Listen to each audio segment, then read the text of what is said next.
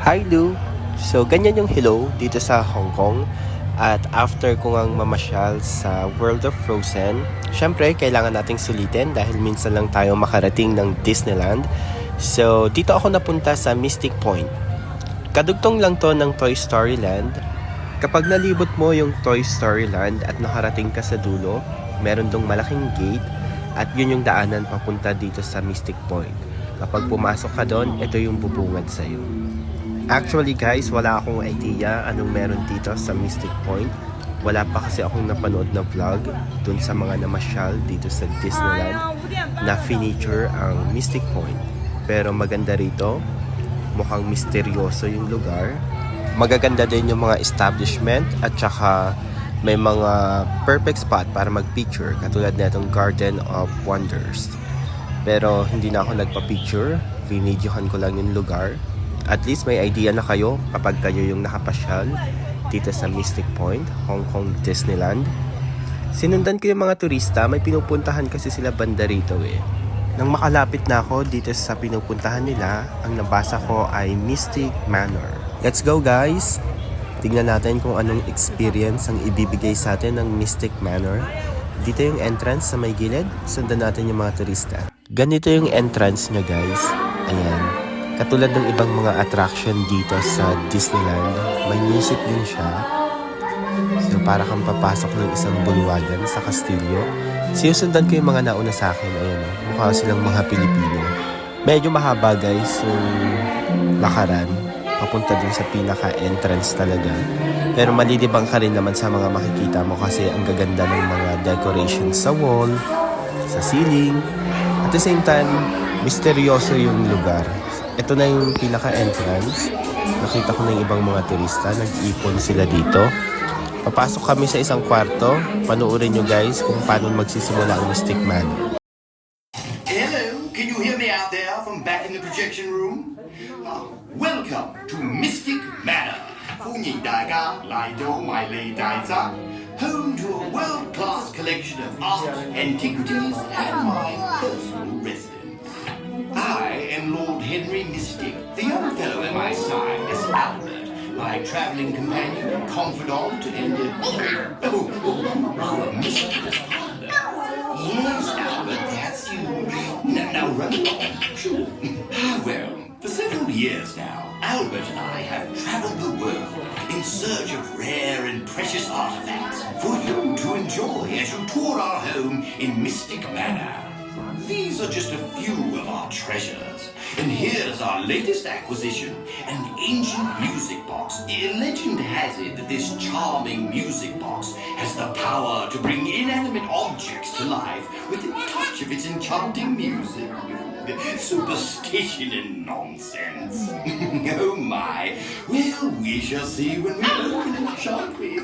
Albert, who's a little fellow who can't keep his hands off their music box? Yes, you like that box, don't you? We'll examine it later. Now, shoo. Now, what was I saying?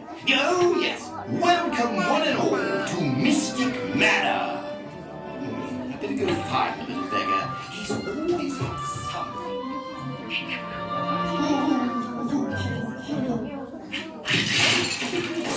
Pagkatapos nyong mapanood yun guys, lalabas kayo sa room na to. Pupunta na kayo sa pinakasakayan ng rides. Ayan, sinusundan ko yung mga turista. Medyo maingay kasi ang daming tao. Syempre lahat excited na makasakay doon sa rides. At ang maganda rito, after nung mini show sa room, proceed na agad dito sa lugar na to. At mabilis lang yung pila. Ganyan yung sasakyan natin. Naghihintay na tayong paupuin. At nakaupo na nga tayo. Ganito yung paligid niya. Panoorin nyo guys yung buong experience ng Mystic Manor. Sobrang ganda, sobrang mystical at magical. Hello there. Yeah, I was just looking for... Oh, there's the music box I told you about. I must find my little friend.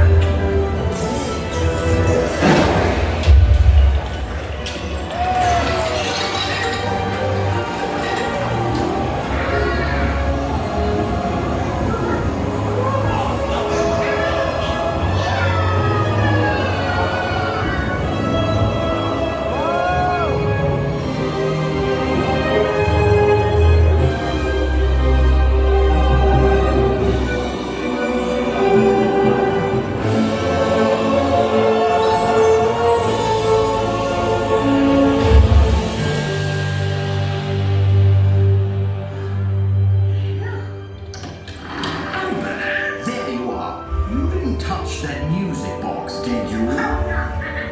You never know. Legend just might be true. Well, I do hope you've enjoyed your visit to Mystic Manor. Cheerio! Yun na yung end ng Mystic Manor. Grabe, sobrang ganda guys. Sobrang magical. Sobrang amazing. Huwag nyo itong palalagpasin pag kayo naman yung nakapasyal dito sa Hong Kong Disneyland. One of the best rides. Sobrang saya at mystical na experience. So, sana ma-enjoy nyo rin ang Mystic Manor pag kayo naman ang namasyal dito sa Hong Kong Disneyland. Bye-bye!